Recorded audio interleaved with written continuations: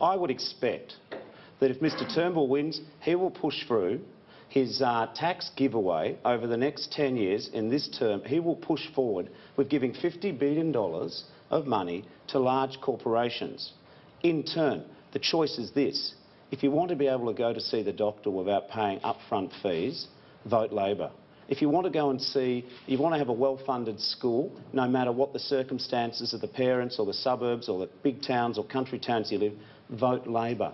And by the way, if you want to see downward pressure on the price of your medicine, vote Labor. I'll take that as a no too. We'll move on to Ellen Winnett. No, sorry, to be fair, Chris, if you Mr Turnbull wins, he will have the numbers to do whatever he wants. Not necessarily in the Senate. Well, I have to say that when it comes to corporate tax cuts, Labor doesn't think they're the right idea for this nation, full stop. No. All right, Ellen Winnett. Both of you are rating superannuation nest eggs. I think, Mr Shorten, you'll be taking back about $14 billion over 10 years. I think, Mr Turnbull, you're on a similar path with about $2.9 billion over 4 years. Can you give a guarantee tonight to retired Australians and those who are about to retire that there will be no further changes to superannuation in the next term of Parliament? Yes, I can certainly give that undertaking. Superannuation is a critical part of Australian savings. What we have done is made some big changes, proposed some big changes, which will make the super system fairer and more flexible. It will have the result that people on very high incomes and people with very large superannuation balances will not get as big a tax concession as they have had in the past. But nonetheless, they will still have superannuation will be for everybody, still a very, very generous system.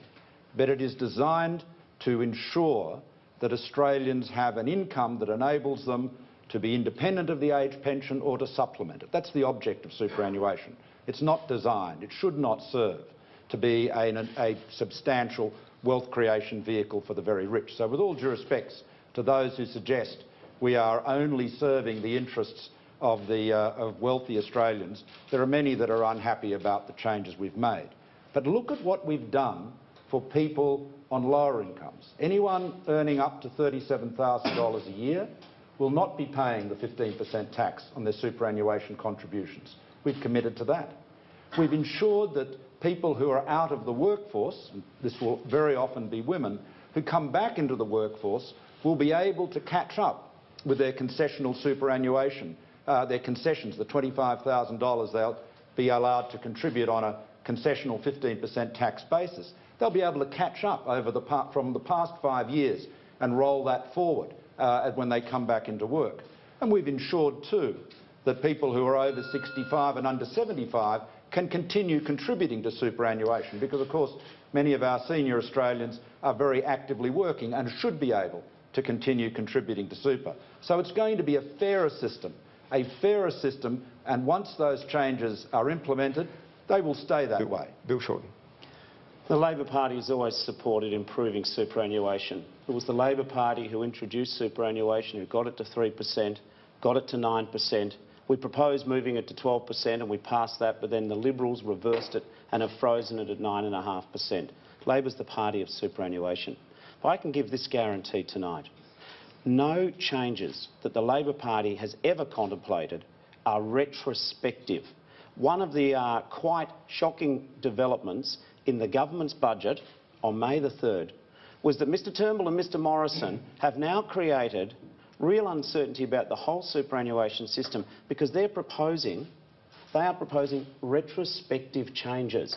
Now, Mr Turnbull and Mr Morrison say the changes aren't retrospective. Just ask one of the many people who's affected by these changes. Now, the other thing about retrospective changes to superannuation, whilst this affects just some people and not all people, I have a basic principle of government, a basic principle of Parliament, which I adhere to. Never introduce retrospective changes to laws. And the reason why is that every person in the superannuation system is now undermined because if Mr Turnbull and Mr Morrison, with no warning, with no electoral mandate, can introduce changes which retrospectively penalise investors in superannuation, how do we know they won't do it again? Well, can I just say that the changes that we are proposing are not retrospective at all. It is perfectly clear that they only operate in one case from the night of the budget and the rest from the 1st of July next year. That's simply not right. And people don't have to take my word for it. Take the word of experts, from the Institute of Public Affairs through to CPA and Alex Malley. Australians know that this government is now saying that people who made investment decisions based on old laws from 2007 are now having to recalculate amounts based on decisions they made in good faith. If we believe in the rule of law, retrospective changes are poison to confidence in superannuation. Andrew Probert. Gentlemen, the last time Australia had 1,600 people in offshore detention centres, it took 6 years to clear them. But only after New Zealand, Canada, Sweden and Norway agreed to resettle some of them. 43% were eventually resettled in Australia. What's your plan to stop 1,600 people staying indefinitely on Nauru or Manus when clearly resettlement options in third world countries or developing nations is unattractive to many of these detainees? And will you rule out letting any of these detainees come to Australia? Well, thank you. I can rule out any of the detainees coming to Australia. We had a situation when Kevin Rudd became Prime Minister that we had a border protection system established by John Howard which had stopped the boats. There was no people smuggling, there were no unauthorised arrivals. And then Labor dismantled that. We begged them not to do it. The consequence was 50,000 unauthorised arrivals, over 1,200 deaths at sea that we know about. The people smugglers were back in business with a vengeance. We returned to office in 2013 and we set that right. There has not been a successful people smuggling operation for over 660 days. We have stopped the boats. We have once again restored the security of our borders, the security which Labor abandoned. Now, we are committed to ensuring that the people that are detained on Nauru and Manus who came under Labor's government, they arrived during the Labor government. We are committed to ensuring that they are treated humanely and have the opportunity to return from whence they came, to the countries they came from, or be resettled in other countries. But they will not come to Australia, because if they were to do so, that would be used as a marketing message by the people smugglers and the boats would start again. Labor taught all of us a very, very harsh lesson. They proved what happens if you abandon secure borders. Thousands of arrivals, deaths at sea, the people smugglers back in business. Their business model is finished. We will do nothing that will give the people smugglers the chance to get back into business. Bill Short. When it comes to stopping the people smugglers, whoever forms the government after July the 2nd, there will be no change in policy about our determination to defeat the people smugglers, the criminal syndicates who prey upon people, take them out to sea and in too many tragic cases drown. Labor has the same approach as the government when it comes to deterring and defeating the people smugglers. When it comes to people being on Nauru and Manus, as you say, semi-indefinitely, what we would do upon being elected, if we are elected, is I would send my immigration minister immediately to sit down with the United Nations High Commission for Refugees to work through how we can have regional resettlement which stops people being kept in indefinite detention. With John Howard, however, he allowed people to come back to Australia. If you're so confident, Prime Minister, about your boat-stopping tactics, why wouldn't you allow resettlement? Well, the situation has changed since John Howard's day. The people smugglers are much more sophisticated. They use social media, modern technology to distribute their message. The reality is that every time there is a change in the debate here, they are out there marketing and saying, look, there'll be an opportunity. They are out there marketing now, telling their customers that if Labor is elected, it'll be all on again. That's what they're saying. Bill says that's not the case. But of course, they know what Labor was like in government, just as we do. The reality is we have to be very firm about this. We do no favours to anybody by being weak on border protection in the way Labor was. The truth is that Bill leads a party that is hopelessly divided on this issue. There are dozens of his members and his candidates who disagree with the policy that he just described. He claims to be on a unity ticket with me, but his party is not.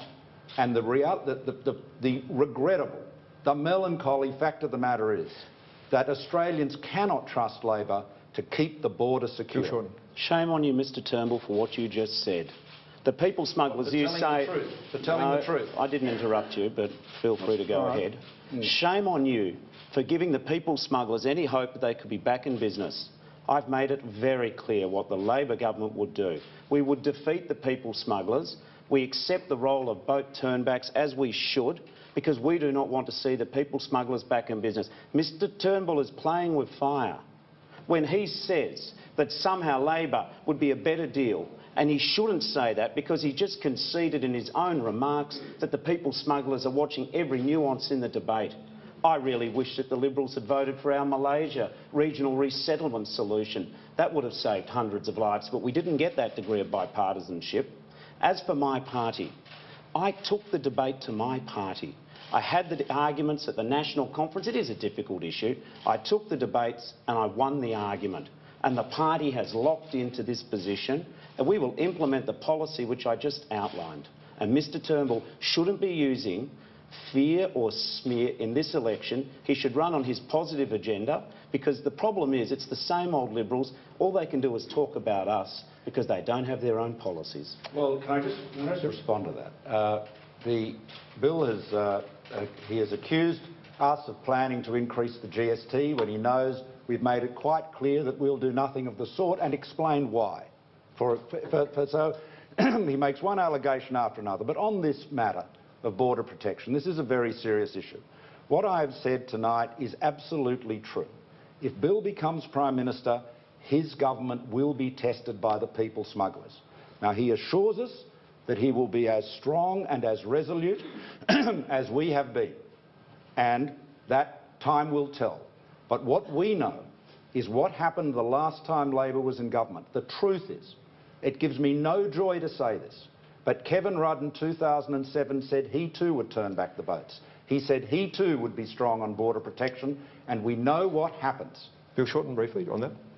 Oh, when Mr Turnbull says that they're not interested in a 15% GST, why on earth have so many Liberals backed it in? Why do they keep talking about it? I do not trust the Liberal Party, if they had control of the Senate and the reps, not to look at a 15% GST. And in terms of what he said about the Labor Party, there's a big difference between me and Mr Turnbull. I genuinely lead my party, whereas your party genuinely leads you. Well, again, it's another cheap shot from Bill tonight. The truth is, Labor is divided on this issue. Everybody knows that. The truth is, Kevin Rudd ran in 2007 and said he would be as strong as John Howard on border protection, and he wasn't. What Bill is asking us to do is to believe that the Labor Party has changed and that he will be resolute in a way that the previous Labor government was not. Laura Tinkle. If I could turn to a policy where you like to differentiate from each other, which is coming back to climate change. Isn't it true that when your safeguards mechanism kicks in, Prime Minister, there will actually be very little difference between your climate change policy and Labor's? And do the two of you agree that what we actually need to achieve on climate policy in the next term of Parliament is bipartisanship? Well, bipartisanship is always desirable on long-term issues like this. We do have a degree of bipartisanship with the commitment to the 5% cut in emissions by 2020, a target, I might say, which we are going to exceed, and exceed handsomely, by nearly 80 million tonnes. So that is a success. That's a real success. As far as 2030 is concerned, we have a substantial target. We have to cut our emissions between 2020 and 2030 by about 900 million tonnes. And we have the means to do so, and we know what it will cost. Labor, on the other hand, has proposed to unilaterally increase that target to 45%. and increase more than double the renewable energy target. What it has not done is explained how much that will cost. The cost will be very substantial. My view is, as somebody who is committed to action on climate change and who has paid a high price for my commitment to that issue, for my commitment to global action in the past, my commitment is to ensure that Australia meets the target we agreed to in Paris, and when the global community agrees to higher targets, as I have no doubt it will, that we will meet them too.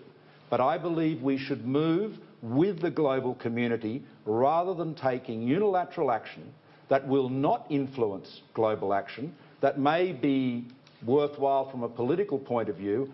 I have a plan for practical action on climate change. It is working. I'm committed to it. Australia will meet its targets, and we will work with the other nations of the world to tackle this issue effectively. Bill Shorten. Malcolm, whatever happened to the old Malcolm Turnbull on climate change? You were so impressive when you were leading on climate change. Now you're just implementing Tony Abbott's policies. The truth of the matter is there are differences in our policies. We will have our policies based upon the best evidence of the scientists, not Tony Abbott and the climate change sceptics of his backbench. We've got policies which are aimed at making a real difference in terms of our pollution, cutting pollution, and we do so through focusing on renewable energy, through better vehicle emission standards, through revisiting the rate of land clearing, through having an emissions trading scheme which is internationally linked. But most importantly, we believe that you've got to take real action on climate change, because we don't want to be a government who passes on harder problems to our kids because we were too politically scared to act in the best interests of Australia. Once upon a time, 0.1% of the world was subject to extreme weather events. Now it's 10%. The truth of the matter is that climate change isn't just an issue happening in the Pacific with drowning islands. It's an issue which is affecting our very cost of living in the next 2 decades. Food security, drought, insurance premiums, sea levels, the bleaching of the coral reef, of the barrier reef. These are all real issues. And I hope this is the last election where we have the climate change wars. And I know that if Labor is elected, hopefully then that a Liberal opposition will learn to back in the science and deal away with the sceptics. Well, can I just say, Chris, we absolutely support the science.